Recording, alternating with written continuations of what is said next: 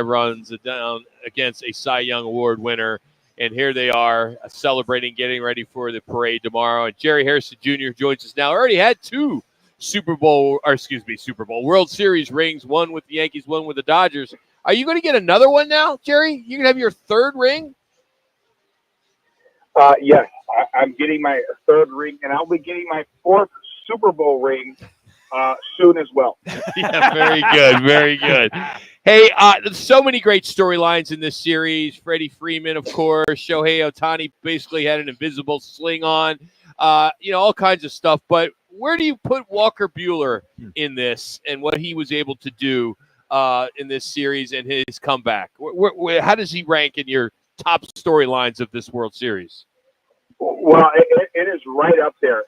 It is behind Freddie Freeman. Okay. Walker Buehler, what he went through this year, just trying to come back from Tommy John surgery. He admitted, in the second half of the season that, he was having a hard time adapting to his new throwing style as far as he wasn't that elite power pitcher, like he was 3, 4, 5 years ago. And he was starting to use different, pitches, using the cutter, the slider, the 12-6 curveball. And he was just trying to make an adjustment. It's kind of like a high flyer in basketball, where you used to dunking all the time. Now you got to go to a low post game. That's what Walker Buehler did. And he never gave up. He was one of those guys that we needed. And you know what? Quite frankly, we wouldn't have used if guys were healthy. But he stuck to his guns. He continued to prepare himself, making sure that he gave his best foot forward and put himself in position to help this team. Tyler Glasnow goes down. Gavin Stone goes down. Clayton Kershaw goes down as well. So now he is in our rotation. And, boy, as the season went along, especially the last couple of weeks, he started to throw the ball well, started to command all his pitches, and he was outstanding in the postseason. And for him to come out there and say, give me the ball, I want to be out there, has not made a relief appearance the last couple of years. I want the ball in this situation. That just epitomizes who Walker Buehler is. Has no fear. Even he may not have his technically ace stuff, he still was running the ball at 97 miles an hour last night. And then to finish off the World Series with that devastating curveball, I'm proud of him. I'm proud of Freddie Freeman, who went through, everything. And now that I've known this for quite some time, everybody was talking about the ankle injury, which he had, but he also had another injury that wasn't reported that we all knew. He had that rib injury as well. That he was, we took a swing, he was an awful amount of pain, but he battled through that.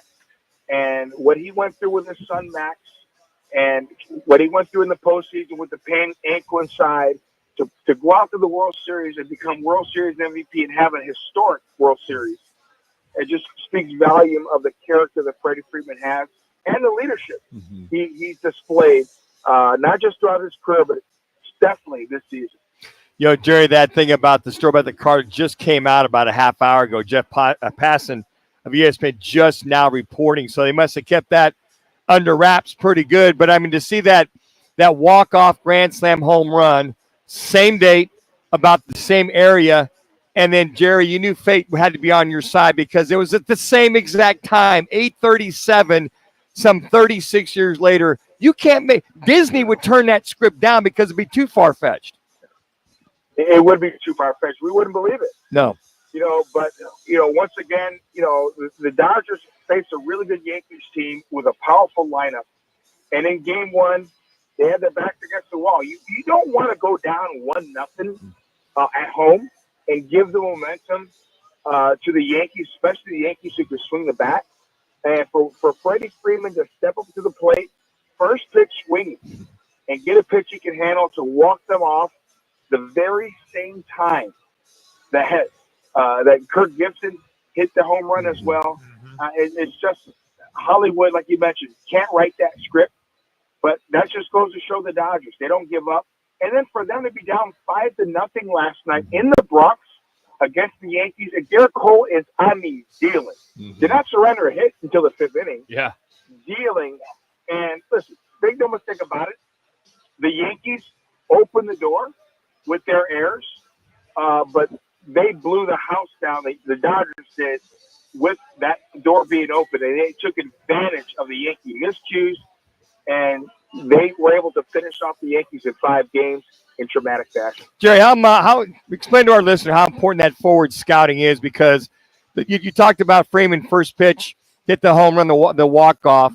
Then the next day, first pitch, hit the home run to get things going. It seemed as though the at-bats by the Dodgers were very, very solid. It was very rare you saw a bad at-bat by any of the Dodgers. Scouting report is so important. And listen, I'm going to say this. The Yankees had the right scouting report on Freddie Freeman because he was not getting to that inside fastball. So they were trying to crowd him with that fastball velocity. That's the scouting report. And they knew that his ankle was messed up, but we knew that he had that rib cartilage messed up. He had that fracture of the rib. Now it's been reported. I could say it. I knew it at the time when he did it. Along with that ankle, so he had a hard time catching up to the fastball in the previous series.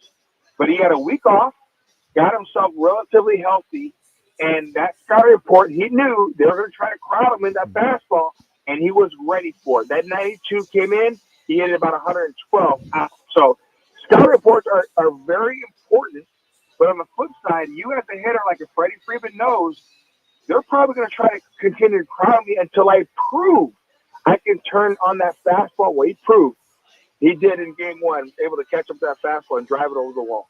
Jerry Hairston's our guest on the Right Toyota guest line. Jerry, in all of the years that you have played Major League Baseball and now broadcasting the game as well, I was trying to think back in a World Series where a team made back-to-back bonehead plays and that basically turned the game around, and I couldn't. I mean, I know that we're human, and we make an error once in a while. Aaron Judge, that was the first error that he had the entire season. And then the play at first base, as a pitcher, your first instinct is to take off to the bag. I have no idea what Garrett Cole was thinking about at that time. Can you explain, and have you ever seen anything quite like that in a World Series game? I had never seen anything like that in the World Series game with the stakes being so high. Listen, this is a human game. There's going to be errors, okay? But like you mentioned, it was back to back to back. Yeah. It was, listen, Alex Rodriguez said it best. It was a meltdown. It was a huge meltdown. Aaron Judge, who is an incredible player, will be a Hall of Famer, has never committed an error in center field. Ever. Okay, now I knew he came up as a right fielder, but he never made an error up until that point in center field. He takes his eye off the ball, and boom, he misses the ball. Okay? Then, great base running by Kike Hernandez to kind of get in the way of the throwing lane of Volpe, and that's why he forced Volpe to have that errant throw. That was mistake number 2. But the number one thing that I saw that could never happen, day 1 of spring training,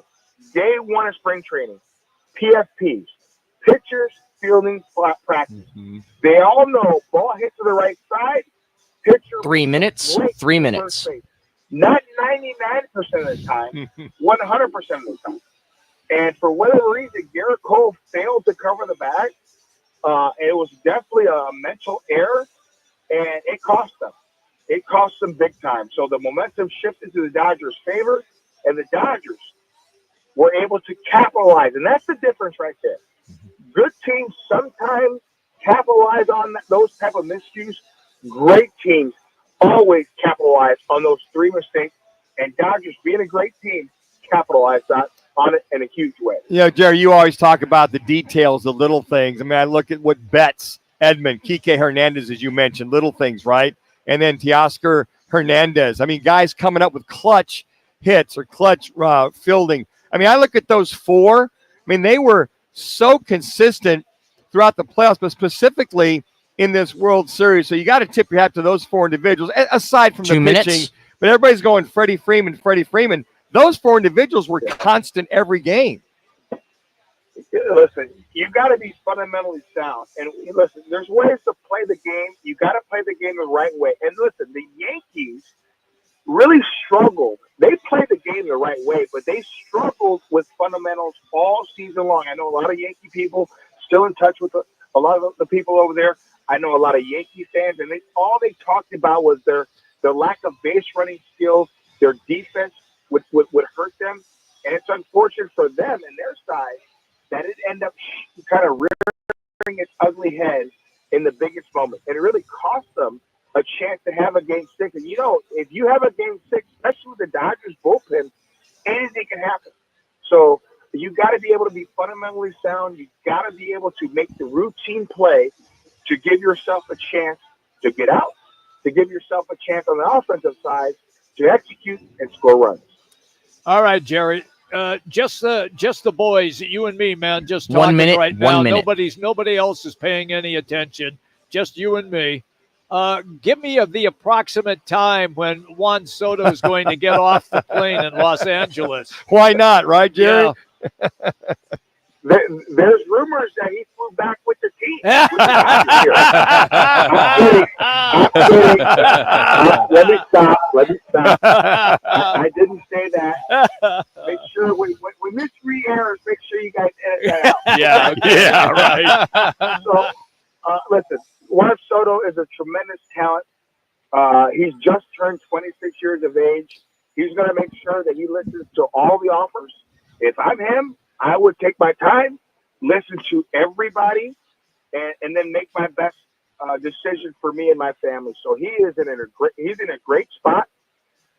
He's definitely going to get his money, 100%. So teams like the Yankees, I'm sure, are going to make strong bids. I think the Mets are going to be in play. The Dodgers have said that they're interested. But really, every team should be interested. The great thing about baseball, it doesn't get enough credit. Baseball, there's tremendous amount of parity. Last year, we saw the D-backs get to the World Series and the Texas Rangers as well. So it is tough to repeat. I think the Dodgers do everything in their power to make sure they have an incredible team next year on the field. And they'll look at everything from the pitching side, from the position player side, and just looking at it, from my point of view with the Dodgers. The Dodgers should be better next year. Now, are they going to repeat? I don't know. I have no idea. But they should have a better team next year. Shohei Ohtani will take the mound next season to start the MLB season. Wow. Defending champs in Japan, and he'll be the game 1 starter for the Dodgers in Japan to open the season. Shohei Ohtani. To go along with Yamamoto. I think the Dodgers also add another pitcher. Tyler Glasnow has a chance to be healthy as well. So I'm excited. I think the Dodgers' challenge should be what the Yankees did in the late 90s, early 2000s. You got to have a chance to run off World Series rings, championships. They should go out and try to imitate what the Yankees did in the late 90s. They have an opportunity to do so. Good stuff. So, Jerry, you have 4 months off now. What are you going to do? Just work on the golf game? You know what's amazing? My life really doesn't change even in season. I'm very fortunate. I play golf, raise my kids, and I definitely enjoy life. I have been extremely fortunate. I will play a little bit more golf, but more time with my kids. I'm right now. My son just had an inter-squad game here in SoCal. I'm going to take him to dinner tonight, and then have more time with my daughters as well. So. And which floater are you going to be on tomorrow? I'm not allowed to be on a float. Oh, okay. The Dodger brass, they understand, and they're very smart. No, Jay Harris not on a float because the killer will be flowing. They know me. What I will be doing, I will be at the stadium tomorrow. We'll have live coverage covering the parade. And then after the parade, the whole team comes back for a huge rally at Dodger Stadium. It's going to be epic. And let me rest my vocal cords, guys, because I should get off because I have a feeling I'm going to do a lot of talking and a lot of yelling tomorrow. Good during stuff. the day and tomorrow night. Jealous. Follow him on Twitter, X, The Real Jay Hair. Thank you, buddy. Enjoy the ride tomorrow. That's awesome. We'll talk to you soon. Anytime, guys. You got it. Jerry Hairston Jr. We'll come back, talk some Suns as they're in L.A. tonight to face the Clippers at 7:30. We'll get into that, and then we'll talk some NFL football with Howard Balzer. It's Rock and Minuch with Jimmy B